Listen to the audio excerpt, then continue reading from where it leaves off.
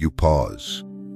The old chase for happiness slows like a runner who finally hears their own breath. You notice how joy kept slipping through your fingers whenever you tried to grip it tighter. Today, you try something different. Not chasing a mood, but practicing a method. You choose presence over pursuit, steadiness over spikes of excitement. Marcus Aurelius whispers across time, you have power over your mind, not outside events. Realize this, and you will find strength. If this kind of calm guidance supports your day, consider subscribing so these reminders meet you when you need them most. You let that line settle. Strength isn't loud, it is the quiet that stays when the noise leaves. You feel a small, deliberate shift from demanding that life be pleasing to training your response to whatever arrives. I've learned when I stop negotiating with feelings and start negotiating with judgments, peace comes closer. You stand at the edge of a lake at dawn in your own mind. Instead of thrashing the surface, you watch the ripples settle. The water does not become perfect. It becomes clear enough to see what matters. Sadness may visit, yes, but it no longer rules the house. You return to what you control: perception, intention, action. Release the rest. What if happiness isn't a finish line, but a byproduct of living with wisdom, courage, justice, and self-control? You breathe slowly and promise yourself a different experiment for the next 24 hours. Not, I must feel good, but I will practice good. Not make the world softer, but make my mind steadier. The shift begins now, quietly, like sunrise through closed curtains, warming the room before you even open your eyes. Chapter 1. The Dichotomy of Control. Aim for tranquility, not perfect mood. You pause and think about how much of your life has been spent struggling with what was never truly yours to command. You can feel the weight of those battles even now. Every argument you replay in your head, every what if that still keeps you awake at night. The irony is sharp. Most of that suffering didn't come from what happened, but from trying to control what you never could. Epictetus said, "Some things are in our control and others are not." Simple words. But when you sit with them, they cut through the fog of confusion like sunlight breaking a storm. You start to see the root of much sadness is not the pain itself. It's the constant tug-of-war with reality. You recall moments from your own life. The day you wanted someone to understand you, yet they refused to listen. The job you worked so hard for, only to see it dissolve in someone else's decision. The time you prepared for a perfect day, only to have it spoiled by events you couldn't prevent. Those moments hurt, yes, but the deepest ache came from clinging to a script life never promised to follow. You realize now, the more you grip the uncontrollable, the more it cuts your hands. Like holding onto a rope in a storm, you think you're keeping yourself safe, but the rope isn't tied to anything you can anchor. Letting go is not surrender. It's the start of building your fortress where it matters most. I've learned that chasing a perfect mood is like trying to hold smoke. You think happiness is something you can lock in place, but moods are guests, not residents. They come and go, and they're shaped by countless things outside your grasp. If you make your peace dependent on their visit, you give away the keys to your own mind. Instead, you shift your aim from chasing happiness to practicing tranquility. Tranquility doesn't depend on everything going your way. It's not a wave you ride, it's the ocean floor you stand on, even when the water churns above. It's the choice to return again and again to the things that are yours. Your thoughts, your values, your actions, your response. You picture a garden divided in two. Half of it is yours to tend. You choose the seeds, water the soil, pull the weeds. The other half belongs to nature, rainfall, sunlight, the season themselves. You could waste your life yelling at the clouds for not raining. Or you could spend those same hours planting, watering, and caring for the space that is yours. One path leaves you frustrated, the other leaves you fulfilled, whether the clouds listen or not. You ask yourself, right now, what's causing the heaviness you've been feeling? Is it something that belongs to your hands or to the wind? Maybe it's a decision from someone else. Maybe it's the pace of the world. Maybe it's a moment in the past that cannot be altered. If it's in the wind, you release it. Not because you don't care, but because you choose not to fight storms you cannot steer. The Stoics weren't cold. They didn't numb themselves to life. They simply refused to hand over their peace to things beyond their reach. Marcus Aurelius ruled an empire and still reminded himself each morning people would be rude, plans would fail, the day might be hard. Yet in knowing this ahead of time, he anchored himself in what he could choose: patience, kindness, courage, clarity. I've noticed this in my own life. When I live by the dichotomy of control, sadness loses much of its power. Yes, sorrow still comes, but it doesn't grow roots in my mind. It visits and then it leaves, because I don't feed it with endless attempts to change the unchangeable. This isn't easy at first. It feels like giving up. Your mind protests. If I stop trying, nothing will get better. But here's the shift. You're not stopping effort, you're redirecting it. You're taking that same energy and pouring it into the places where it can actually bear fruit. That is not defeat, it's wisdom. Think of the sailor in a storm. He cannot calm the sea, but he can set his sails, secure his ropes, adjust his course. He survives not by taming the ocean, but by mastering his own ship. Your mind is that ship. The storm is life. Your role is not to control the storm, it's to sail well despite it. So you start small. When a thought comes, this shouldn't be happening, you pause, you ask, is this mine to command? If yes, you act. If no, you release. You may have to do this 10 times a day, 100, but each time you do, you both strengthen the part of you that sadness cannot rule. You begin to see the difference between a life reacting to storms and a life rooted like a mountain. A mountain does not chase away clouds. It stands through them. It knows they will pass, as all things do. What would your days look like if you lived this way? If you measured your success not by your mood, but by your steadiness. If you judged each day not by whether it was easy, but by whether you held to your values in the face of it all. Would sadness still visit? Yes, but it would no longer own a room in your house. So tonight, before you sleep, ask yourself, what's truly mine to change tomorrow? And what belongs to the wind? That question, asked daily, is the quiet foundation of a joy that does not depend on the weather of the world. Chapter 2. The Inner Citadel. Fortify the place no storm reaches. You close your eyes and imagine a place inside you that no one else can enter. No words can reach it. No judgment can pierce it. No circumstance can shake it. This is not fantasy. This is what Marcus Aurelius called the inner citadel. A fortress of the mind, built not of stone but of principles. You think of all the times sadness has entered uninvited. It came through the noise of someone's opinion, through the door of a failed plan, through the cracks of self-doubt. The truth is, it didn't break in. You left the gate open. The inner citadel is not built overnight. It's shaped brick by brick from the choices you make about what to let inside. Each brick is a practiced thought, a tested value, a decision made in alignment with what you believe, regardless of what happens around you. The walls rise higher not because life stops testing you, but because each test teaches you how to guard what matters. Marcus wrote, "You have power over your mind, not outside events.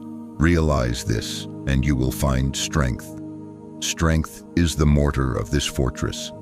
It isn't the absence of sadness, it's the presence of something stronger. You picture a lighthouse in a storm. Waves crash, winds howl, but the light still turns. Steady, guiding, untouched by the chaos outside.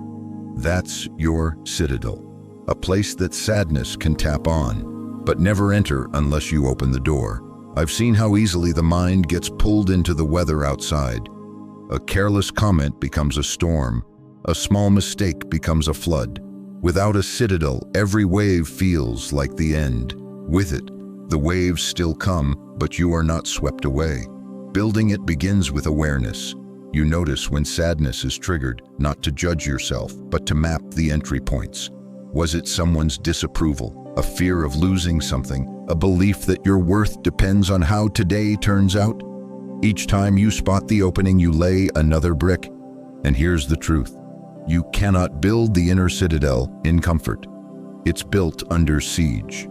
It's the hard days, the disappointments, the setbacks that force you to strengthen your defenses. Without them, you'd never need walls at all. You remember the last time you felt deeply hurt. Maybe it was a betrayal. Maybe it was a failure that felt too big to recover from. You felt exposed, defenseless. But what if in that moment you had a place to retreat to, not to escape reality, but to protect your judgment from being overrun by raw emotion? That's the citadel's purpose, not to hide, but to stand guard over the part of you that must remain clear. Epictetus warned, when someone provokes you, remember, it is your own opinion which provokes you. It's not the wind, but the crack in the window that lets the storm in. The citadel is sealing that crack. I've practiced this in small ways. When someone interrupts me with criticism, I let the words land outside my walls. I ask, does this align with my values? If yes, I learn. If no, I let it pass. The same when plans fall apart. Do I still have the power to act in line with what's right? Then the loss is external, not internal. A mountain doesn't run from the storm, it stands, letting the rain fall where it will, knowing the rock beneath is unmoved. That's the citadel, unmoved even as the world changes shape around you. Sadness will still knock. It may even linger outside for days. But when your walls are strong, you can meet it with compassion, without letting it rearrange the furniture inside your mind. You don't deny it exists, you just refuse to let it govern your thoughts. Ask yourself, what would my inner citadel look like if I began building today? What values would form its walls? What daily practices would strengthen its gates? And what unnecessary doors have I been leaving open? When you fortify this place, the world can still touch your body, your schedule, your possessions, but your peace? That becomes untouchable. And that is how sadness becomes an occasional visitor, never a permanent resident. Chapter 3. Voluntary discomfort. Train the nerves, so life feels lighter. You think back to the last time life truly surprised you with something hard. Maybe it was a loss, a setback, or a sudden shift you didn't see coming. Do you remember the weight in your chest, the tightening in your stomach, the way the day suddenly felt heavier? It's not just the event itself, it's the shock. The body and mind weren't ready. The Stoics had a remedy for that shock, and it wasn't hiding from hardship, it was practicing it. They called it voluntary discomfort. The idea is simple. If you willingly step into small challenges, the big ones won't crush you. If you rehearse what's hard, you're no longer startled when it arrives. Seneca once wrote, "Set aside a certain number of days, during which you shall be content with the scantiest and cheapest fare, with coarse and rough dress, saying to yourself, is this the condition I feared?" Why? Because comfort, left unchecked, makes you fragile. Discomfort, practiced wisely, makes you unshakable. I've noticed, when I seek only comfort, sadness finds me easier. Every small inconvenience feels huge. Every change feels threatening. But when I stretch myself deliberately on my terms, life feels lighter. A cold shower in the morning, a skipped luxury, a conversation I'd rather avoid. Each one is a weight lifted by my own hands. Picture a tree in an open field. If the wind never blows, its roots stay shallow. But in the constant push of the wind, the roots grow deep. The same wind that bends the branches strengthens the trunk. That's voluntary discomfort. The wind you choose so your roots will hold when the storm isn't optional. It doesn't have to be extreme. You don't need to live in hardship to learn from it. You could take a walk in the rain without rushing home. Turn off the heater for an evening in winter. Fast for a day without a pillow. These are not punishments. They are reminders. Reminders that you can live with less and still be whole. When sadness comes from losing something, a possession, a convenience, a plan, voluntary discomfort has already taught you, I can endure this. I've been here before by choice. And that simple memory shortens sadness's stay. I've tried this in small doses, leaving my phone behind for a day, eating plainly for a week, speaking less in conversations and listening more, even when silence felt awkward. Each time I learned something about myself. The mind panics before the body actually suffers. Fear often exaggerates the cost of discomfort. This practice also clears space for gratitude. When you sleep on the floor for a night, the bed feels like a gift the next day. When you go without sugar for a week, fruit tastes like a feast. By stepping away from comfort, you learn to see it clearly when it returns.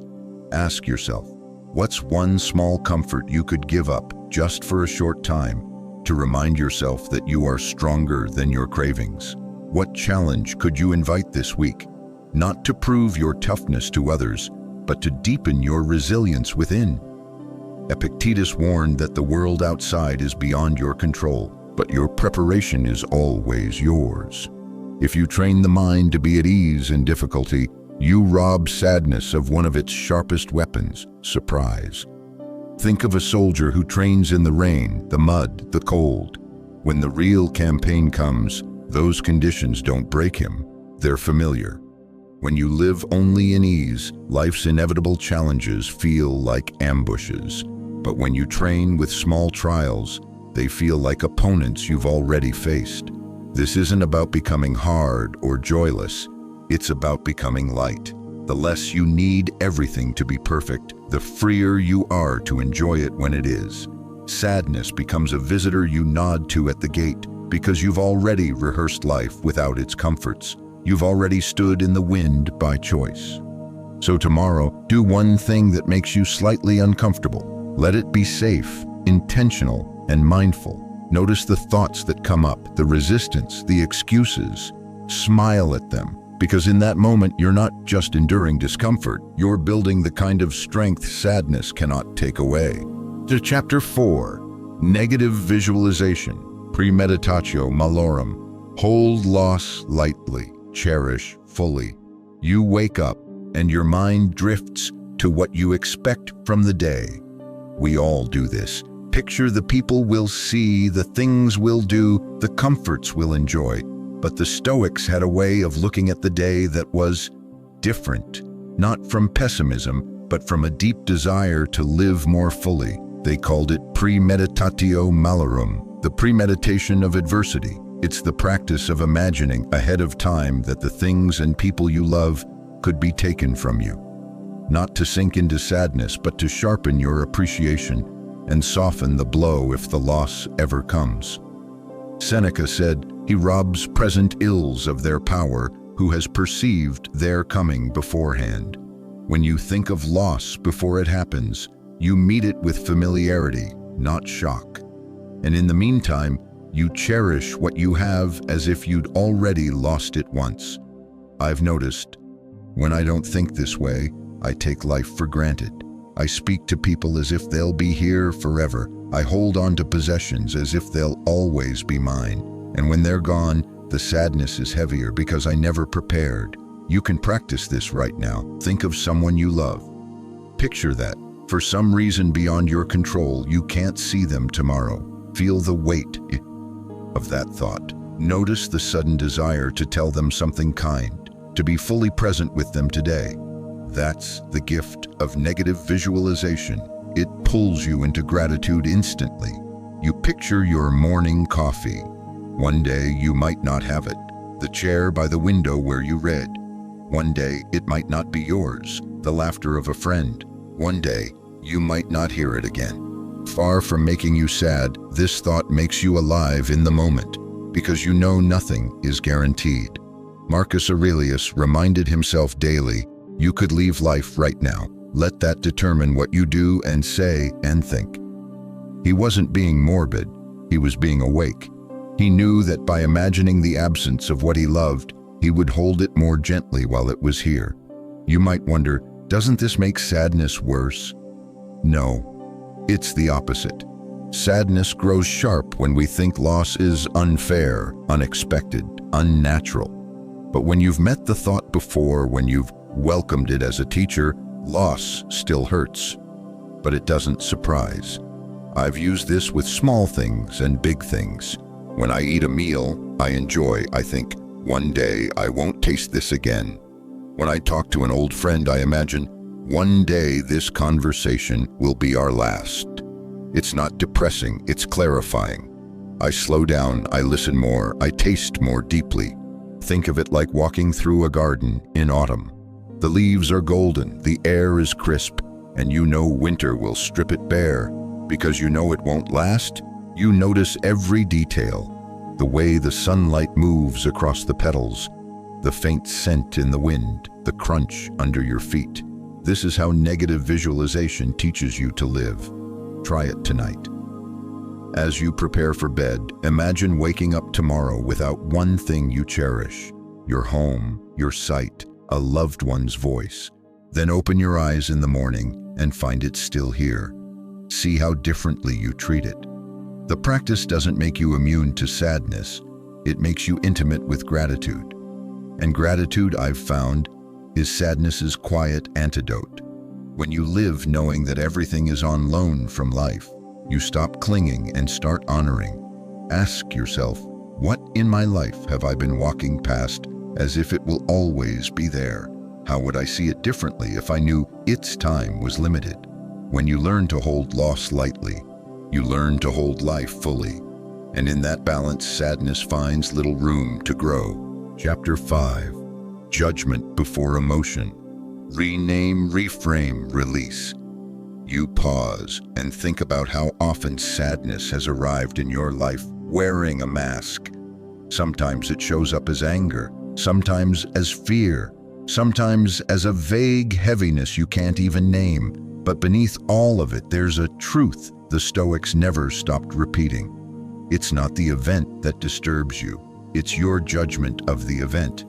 Epictetus taught, men are disturbed not by things, but by the views which they take of them. At first, this might feel like blame, but it's not. It's a doorway. If sadness doesn't come directly from the world, then it means you have the power to influence it, not by pretending pain isn't real, but by looking at it closely, before you let it define you. I've seen this in my own life. The same event can feel like a disaster one day, and a small inconvenience the next, depending on the story I tell myself about it. A friend cancels plans. One story says, they don't value me. Another says, they're tired just like I've been tired before. The fact is the same. The meaning changes everything. Imagine this. A glass falls from the counter and shatters. If you say, this always happens to me, I'm cursed, you invite sadness to linger. If you say, it's just a glass and I can sweep it up, the moment passes in minutes.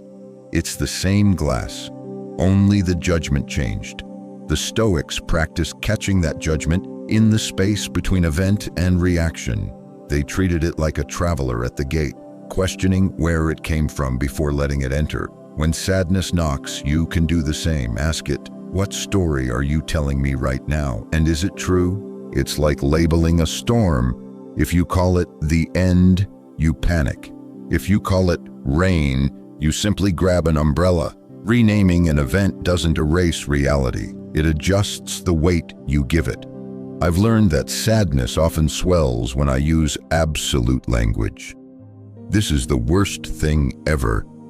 It will never get better. They always let me down. Words like never and always turn one bad moment into a lifelong sentence. Replacing them with right now changes the scale. This is hard right now is a truth you can breathe through. Reframing is not lying to yourself, it's seeing the bigger picture. Marcus Aurelius, facing illness, war, and loss, would step back and remind himself, this is just one thread in the tapestry of life.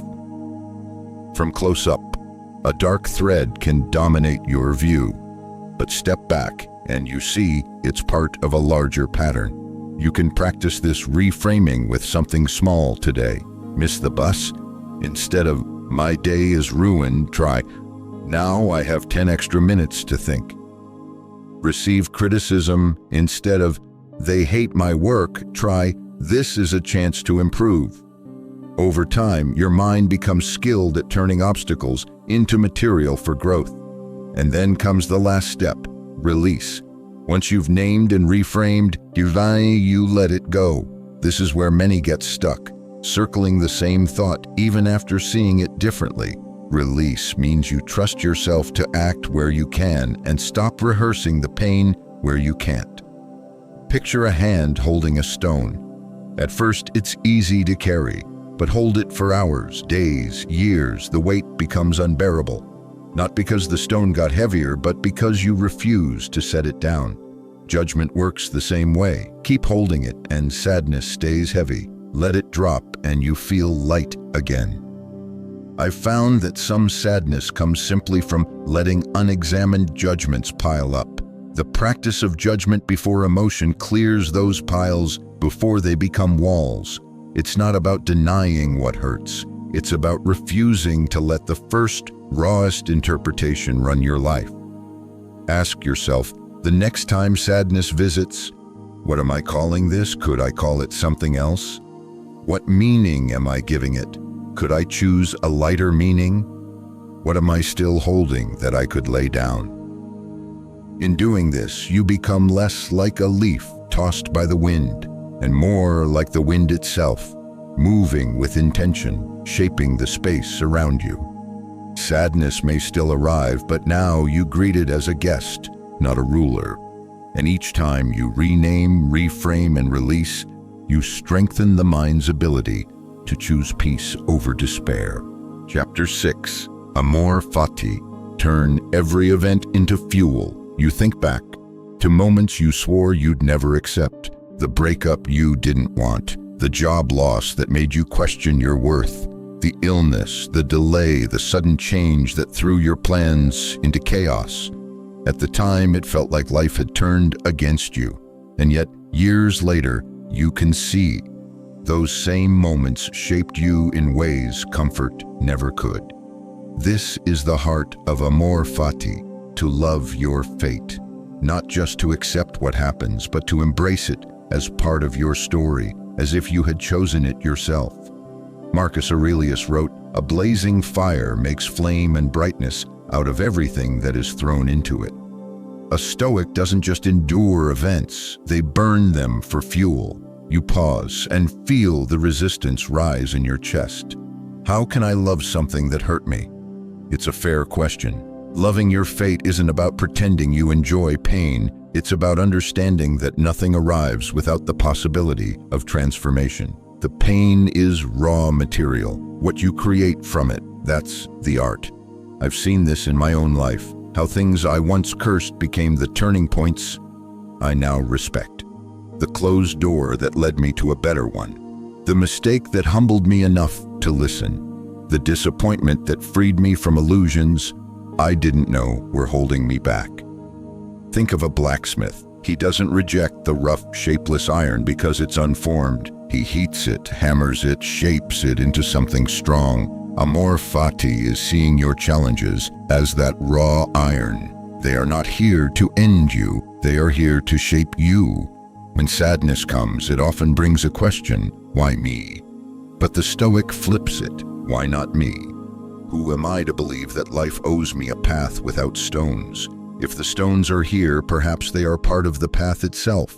This doesn't mean you stop grieving losses or feeling pain. It means you let those emotions be part of the process, not proof that something has gone wrong. You stop thinking of difficulty as an interruption and start seeing it as the terrain you were meant to walk. I've practiced this in small ways first. When traffic delays me, I don't fight it. I ask, how can I use this time? When a project fails, I don't label it as wasted effort. I ask, what skill or insight did this teach me? Over time, the habit grows. Even in bigger trials, a small voice in the mind whispers, this too can be used. Nature gives us the metaphor perfectly. The oyster takes an irritant, a grain of sand, and turns it into a pearl. The fire consumes broken wood and turns it into light and warmth. The forest fire clears dead brush, making space for new growth. If nature can turn the unwanted into life, so can you. Ask yourself, what in your life right now feels like wasted pain? What would happen if, instead of resisting it, you asked, how can this serve me? Not in the shallow sense of pretending it's fine, but in the deeper sense of trusting that you can work with it. When you live with amor fati, sadness loses its position as an enemy. It becomes a signal, a signpost that you're facing material for growth. Some days that growth comes slowly, and you carry the weight for a while. Other days you see the lesson instantly, and the weight begins to lift before you even set it down. Marcus didn't love his fate because it was easy. He loved it because it was his. And in loving it, he removed the poison of regret, comparison, and resentment. He became free to work with what was in front of him, instead of longing for what never came. Tomorrow, when something doesn't go as planned, pause. Imagine you had chosen it, not because you wanted the discomfort, but because you believed it was part of your path to strength. See how that changes the way you move through it. When you can stand in the fire of life and say, yes, even this, you are no longer at the mercy of events. You are the fire itself, turning every log, every storm, every loss into fuel for your light. Chapter 7. Roles and Virtues. Live by compass, not by feelings. You wake up, and for a moment your mood decides the color of the day. If you feel light, everything seems possible. If you feel heavy, everything feels like a chore. And yet, if the Stoics taught anything, it's that a good life cannot be steered by the shifting winds of feelings. It must be guided by a compass, your roles, and the virtues that define them. Marcus Aurelius, a ruler of an empire, reminded himself each morning, you are a human being, a citizen, a leader, a son. Each role has duties. Fulfill them, no matter what your feelings demand. His emotions were not in charge. His principles were. You think about the roles you hold: parent, partner, friend, worker, citizen, student. Each role has its own responsibilities. When you live by those responsibilities, you anchor yourself in something steadier than emotion. Feelings will change 100 times in a single day, but a commitment to honesty, kindness, courage, and discipline will not. I've seen how sadness often grows when I make my feelings the captain. When I feel low, I pull back from people who need me. When I feel irritated, I speak with less patience. When I feel defeated, I stop showing up for my work. But when I let virtues lead, I act not because I feel like it, but because it's right. And strangely, acting on virtue often changes how I feel. Think of a ship in rough water. If the captain steers by the changing wind alone, the vessel drifts endlessly. If the captain steers by the compass, the ship stays on course. No matter the waves, your compass is your set of virtues: wisdom, courage, justice, self-control. Sadness may still whisper, stay in bed today. But if your role is to care for someone, to work toward a goal, to honor a promise, you rise. Not because you're happy, but because you are committed. There's a deep satisfaction in living this way. You stop waiting for motivation to appear. You stop asking, do I feel like it? And start asking, is this in line with who I want to be? Feelings become weather. Virtues become climate. The roles you hold also give shape to your days. When you see yourself as a guardian of your family, a contributor to your community, a keeper of your own mind, life stops feeling aimless. Purpose doesn't erase sadness, but it gives you something to move toward, even when sadness walks beside you. I've practiced this in moments of personal struggle. There were days I didn't feel strong enough to do the work I promised to others, but my role as someone who keeps their word outweighed the temporary feeling, and when I acted, the heaviness often lifted, not instantly, but steadily. Ask yourself, what are your 3 most important roles right now? What virtues would define you in each of them if you lived them fully? Write them down. In moments of emotional fog, they become your clarity. Nature offers a perfect metaphor here. A tree doesn't stop growing toward the light because the day is cloudy.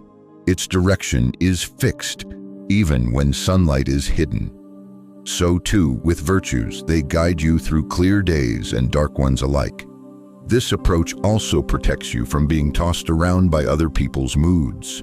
If your compass points toward justice, you act fairly whether others are kind or cruel. If your compass points toward courage, you speak the truth, whether it's received warmly or coldly. If your compass points towards self-control, you stay steady whether provoked or praised. The more you live by roles and virtues, the less sadness can dictate your path. It may still ride along, but it no longer takes the wheel. And over time, you notice that even on days when the heart feels heavy, the life you're building remains light, because it's shaped by something deeper than emotion. Tomorrow, when you face a choice, pause before asking, "How do I feel?" Instead, ask, "What does my compass point to?" Then follow it, steadily, quietly, until the fog begins to thin. Chapter 8. Daily Counsels. Morning Premeditation, Evening Review. You picture the day ahead, like an unmarked scroll waiting to be written on. Some lines will be smooth, others jagged. Some will hold joy, others frustration. The Stoics knew that how you begin and how you end each day shapes not only the hours in between, but your entire life over time. They treated the morning and evening as counsels with themselves, not rushed moments, not mechanical rituals, but deliberate meetings with the mind. Marcus Aurelius began each morning reminding himself of the world's nature. There would be rudeness, delays, discomfort. He didn't do this to sour his mood. He did it to anchor it. If the day brought challenges, he had already met them in thought. They were familiar visitors, not sudden invaders. You can try this yourself. In the morning, sit quietly for even 5 minutes. Think, what might I face today? Who might test my patience? Where might I be tempted to act against my values? You rehearse your responses before the moment arrives, calmly, without anxiety. This is premeditation, not pessimism. You're not wishing for difficulty, you're rehearsing your ability to meet it. I've seen how this changes my own days. When I anticipate that someone might be irritable, I'm less thrown when it happens. When I accept that delays are possible, I handle them with more patience. It's like meeting an old acquaintance. You know their habits, and you're ready. Then comes the evening counsel. Seneca advised reviewing each day before sleep, not to punish yourself, but to refine yourself. Ask, what did I do well today? Where did I lose my temper or my focus? What can I adjust tomorrow? The key is honesty without cruelty. The day is already done. You cannot change it, but you can learn from it before letting it go. Imagine a craftsman working on a sculpture. At the end of the day, he steps back, sees where the lines are rough, and plans tomorrow's cuts. He doesn't smash the work for being imperfect. He continues shaping it. You are the sculptor. Your character is the sculpture. This practice also turns sadness into something you can study rather than drown in. If you felt low during the day, you ask in the evening, what triggered it? Was it in my control? How did I respond? Patterns emerge. You see the moments that repeat, the traps you step into, the habits that lift you. And with that awareness, you slowly close the gap between the person you were and the person you want to be. Nature offers another metaphor. A gardener walks the field each morning, planning what to plant, and each evening, noting what grew, what withered, and what needs care. The garden doesn't become perfect in a day, but because of that daily attention, it thrives over seasons. Your mind is no different. When sadness is present, this routine keeps it in proportion. In the morning, you prepare for its possible visit. In the evening, you reflect on how you treated it. Some days, you'll see you met it with grace. Other days, you'll see you let it stay too long. Either way, you learn. I've noticed that without these daily counsels, life blurs together. Days pass without direction and sadness finds easy shelter in that aimlessness. But with them, life gains a rhythm, a deliberate pace. You're not just reacting, you're steering. Tomorrow morning, before you touch your phone, hold your own counsel. Name the possible challenges and your chosen responses. Then at night, meet yourself again. Review without judgment, adjust without regret. Over weeks and months, this rhythm becomes your shield, because when you start and end each day with intention, sadness no longer defines the middle. A quiet joy you can carry into the next 24 hours. You take a slow breath, letting the weight of these reflections settle. It's easy to think joy is something loud, fireworks, celebrations, laughter that fills a room. But the Stoics point to a different kind of joy, quiet, steady, and unshaken by whether the day was smooth or stormy. You've seen now that sadness isn't an enemy to be destroyed. It's a visitor to be understood. By knowing what you can control, by building your inner citadel, by training through discomfort, by holding loss lightly, by questioning your judgments, by loving your fate, by living through your virtues, and by meeting yourself each morning and evening, you have built a life sadness can no longer rule. Marcus Aurelius reminded himself that a good life is made not from what happens to us, but from how we respond. And when you live this way, joy becomes less of a chase and more of a quiet companion. I've learned this in my own journey. It's not about eliminating every shadow. It's about keeping a steady light. The shadows will come and go, but the light is yours to tend. You imagine tomorrow. It may bring challenges, delays, small annoyances. It may bring moments of beauty, laughter, connection. Whatever it holds, you will meet it with the tools you've built here, and in doing so, you'll carry a calm that doesn't vanish with the sunset.